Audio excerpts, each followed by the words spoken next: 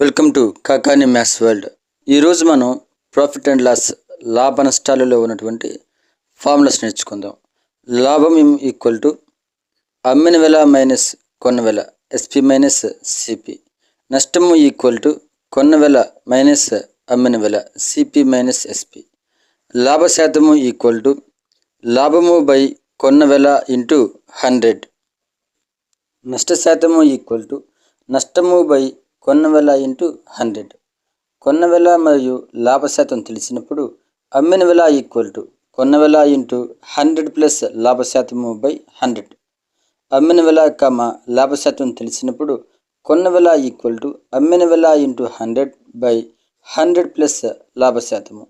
కొన్న వెల నష్ట శాతం తెలిసినప్పుడు అమ్మిన వెల ఈక్వల్ టు కొన్న వెల ఇంటూ 100 మైనస్ నష్ట శాతము బై 100.